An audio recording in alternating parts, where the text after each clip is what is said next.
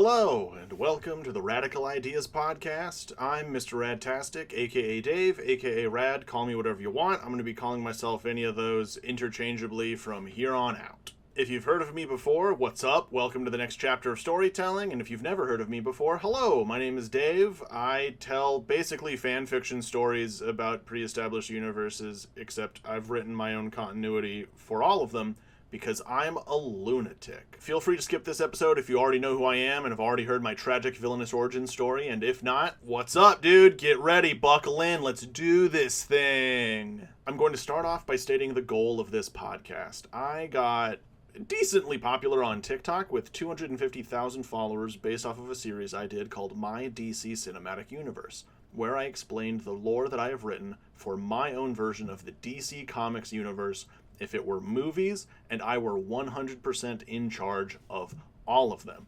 I have written out 50 plus movies and several series of television set in this universe, and I yelled them at people on TikTok, and they did pretty darn well.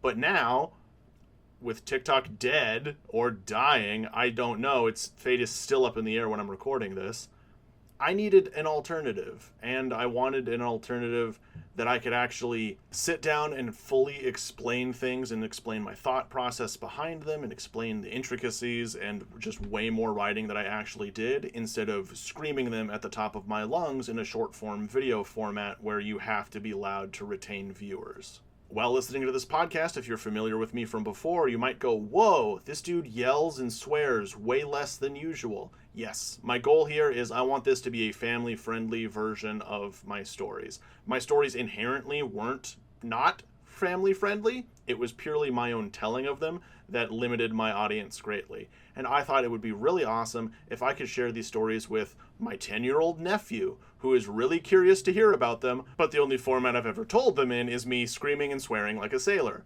I do not want him listening to that, nor does my sister. And as I previously stated, it was short-form video content, but these are long stories. And so, I'm going to produce these kind of like audio dramas. You're not going to get full-blown sound effects. I'm not going to make you sit here and subject you to all of the dialogue I've written. You're just going to get me telling you these stories in a lovely audio dramatic format. This has been requested by several audience members for a couple of years now, and I'm only now just getting around to it because there's no motivator quite like the ever-growing possibility that 99.9% of my audience literally is going to vanish in a couple of days.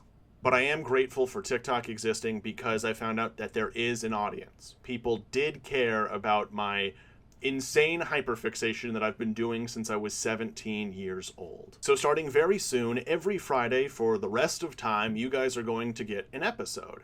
One week, I will be telling you a story. The next week, as requested by my audience on Discord, I will be doing a director's commentary, creator's commentary thing, explaining why I made the decisions I did, what inspired me, and answering Q&As from my Discord. As it currently stands, my DC Cinematic Universe is 4 phases long, with each phase growing, with phase 4 being nearly double the length of phase 3. That type of exponential growth is unsustainable and will not be the norm for phases 5 and 6, which I'm trying to curb down and get right. Those are what I'm currently working on, and I'm so sorry to my TikTok audience that you guys didn't get anything for about a year. I'm one man, and I got like 60 more movies to write, maybe less if I consolidate some stuff, and I want these stories to be good. I'm not just making content for the sake of content, which might seem kind of antithetical to the whole point of having a TikTok in general, but I wanted to tell stories that I'm passionate about, and I want the stories to be good. I consider myself a storyteller, and I want to tell stories that if I had not heard them and I was hearing them for the first time, I would think rule. Being a fan of your own work has to be one of the most important aspects of being a creator in general, because if you're not, I feel like people can feel the lack of passion. It is probably going to take me a couple of years to get through all of my DC content doing it like this, so you're in for a fun ride. And if you're worried, oh no, what's going to happen at the end of that? Is that the end of this? No. You think DC Comics is the only universe that I've written an entire thing for?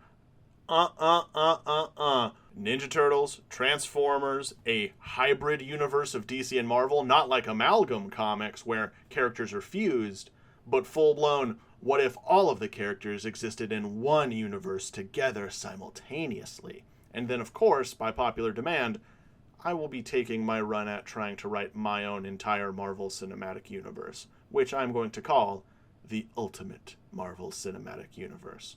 But Dave, you may ask, why are you doing all of this stuff? Why are you telling all of us this lovely, lovely fan fiction you've written? Because I can't do anything else with it. I don't own these IPs. I could never do anything in these IPs until I publish my own independent work, and one of these people sees my stuff and goes, you know what? I want to see what this dude would do with the Ninja Turtles. It's not up to me. But Rad, you might ask again. By telling all of these stories to the public, what if the official IPs decide to steal your ideas and use them? Dog, they already are. If you go back and check some of my TikTok stuff, ideas I wrote, while inspired by the comics themselves, that had never appeared in another comic, in other media, in anything like that, were done almost beat for beat in later DC media. I'm not saying they stole my ideas, because genuinely, literally, in my opinion, I think any good writer who is a fan of the exact same stuff could come to a lot of the same conclusions I made or story ideas that I came up with. But it's still a little suspicious.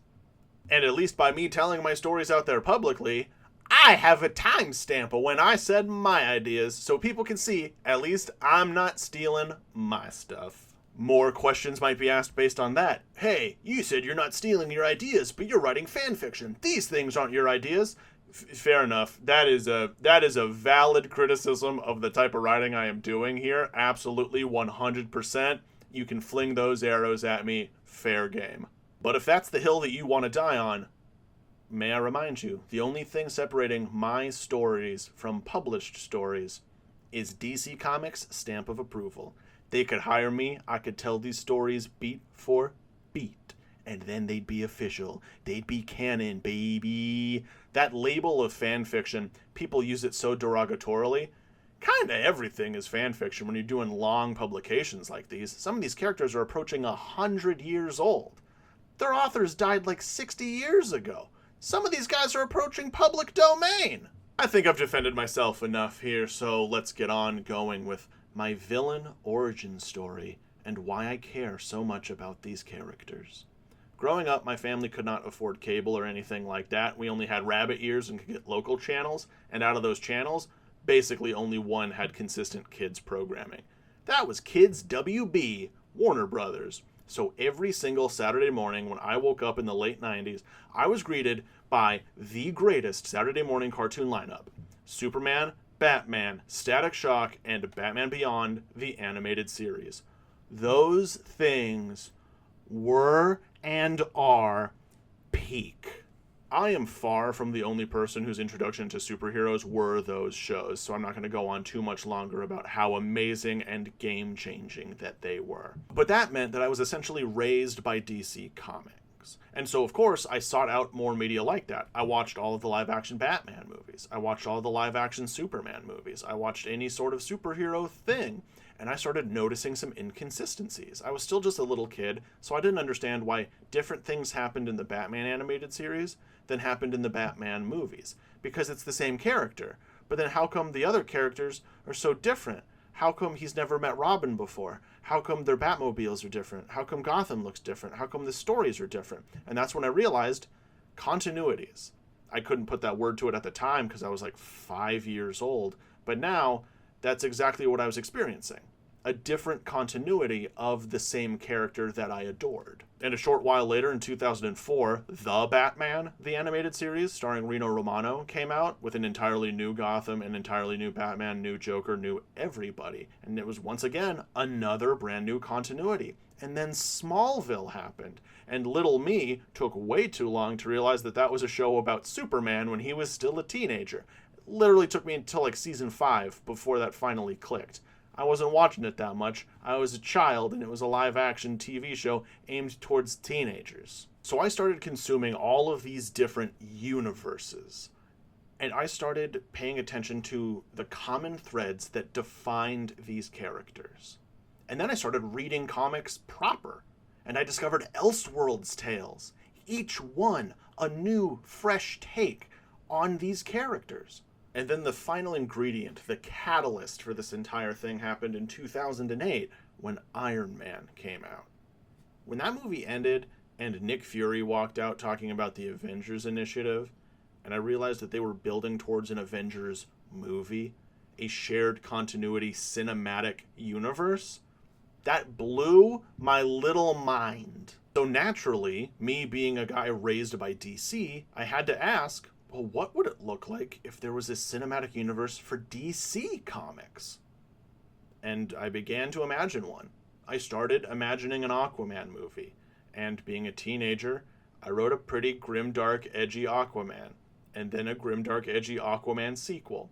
They were inspired by this panel from Superman, Batman, Sorcerer Kings, which is a Superman-Batman comic where basically all of the evil magicians in DC Comics gathered together and did a magic apocalypse, and Superman and Batman got teleported forward in time to it, and they run into Aquaman there, and he is glowing and emaciated and wrong, and we find out that they poisoned the seas, the evil sorcerers did, and that to preserve Atlantis, Aquaman had to absorb the life force of all of the Atlanteans. So now he was essentially the god of the oceans, and the only one that remained going on is a candle burning in their memory. And I thought that was the most metal thing I'd ever read, so obviously I had to build to that. I ended up writing a storyline that saw the end of Atlantis by the hand of Black Manta, a thread that you'll see that kind of still carries over to the current draft of my second Aquaman movie, but, not in a grim, dark way. And I realized something was wrong. This event was too big. Where were the other superheroes? At the end of that Aquaman movie, I had Aquaman absorb all of the souls of Atlantis, turn into a giant water kaiju a la Avatar: The Last Airbender, end of Book 1, Water, and attack the Navy because he thought they did it, only for the reveal to be that it was actually Black Manta the whole time. And then Aquaman goes into hiding because he feels super embarrassed about that and also wicked depressed. Where was Superman? That's like exactly the type of thing he would be going to stop. And I realized that I was going to have to approach this whole universe entirely differently. If I wanted to write a convincing universe where all of these characters existed and have existed, I had to have a reason why they couldn't show up for any world-threatening, state-threatening, city-threatening event. Where were they? And so I got to writing.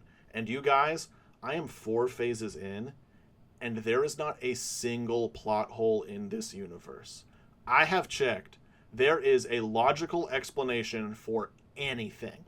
And I challenge you to find plot holes in this universe, also because that would help me shore up anything I may have missed. I am only one man, and even though I'm the god of this fictional universe, I'm not a god literally. I can make mistakes. Another thing I had to do for this universe was nerf some of the superheroes, which some people get upset about. But you guys, you're really not going to notice any of the nerfs that I did. Functionally, these superheroes are going to work on screen the exact same way they do. I love comic books, but writers seem almost addicted to adding zeros to the end of things to make feats big and cool. Flash has run infinity. Superman has lifted infinity.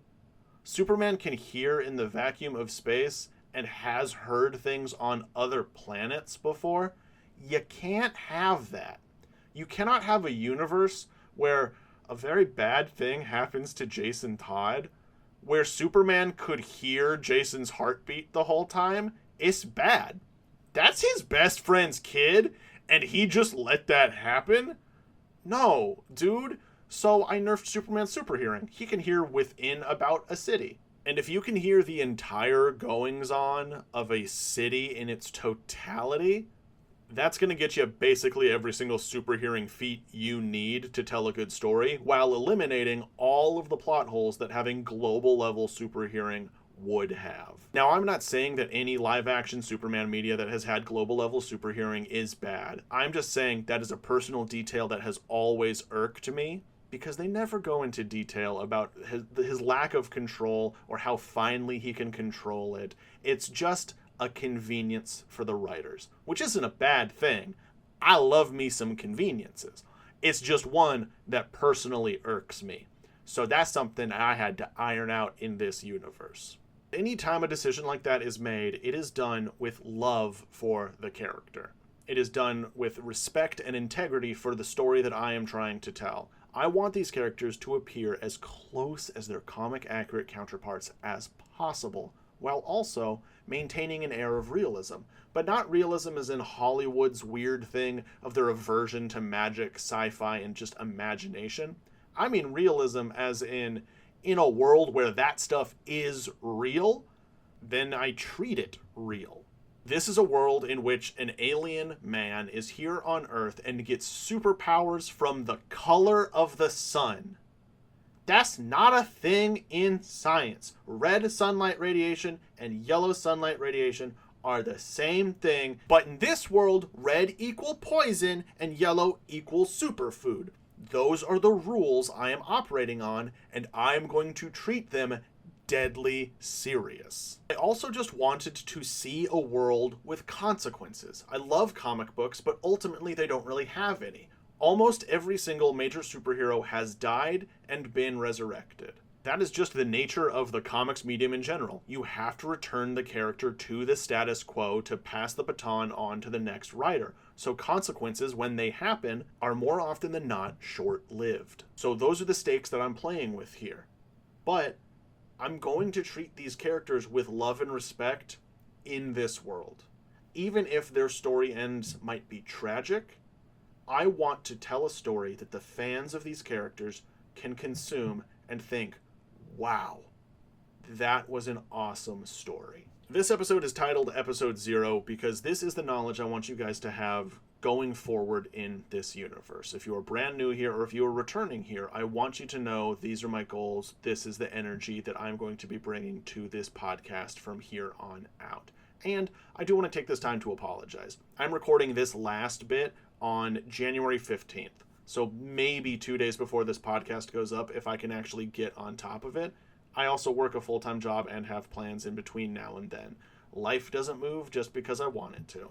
But I intended to have this podcast launching on the 17th. I wanted to launch it before the end of TikTok, and that might just not be a real possibility. I recorded, edited, and listened back to the entire first episode of my telling of Superman, and I realized I didn't like it. I liked a lot of it, but that was a story I wrote when I was 18. I'm 31 now. I listened to that back and went, no, I think I can do this better. So I rewrote a bunch of it and re-recorded the entire thing. I still have to finish editing that guy. While I do apologize for not being able to get that out sooner, I don't apologize for holding on until this is good. I am not trying to make content for the sake of content here. I want to tell good stories. Stories I am proud of, stories I would put my name on, and stories that if I heard them now, I would think are great. You guys deserve nothing less than my best effort at telling these stories. These characters deserve nothing less than my utmost respect on trying to tell stories about them. And that is what you're going to get here. So thank you all so much for putting your faith in me and letting me tell you these stories that I love so much. And without further ado, I'm Rad, these are my ideas, and this is the Radical Ideas Podcast.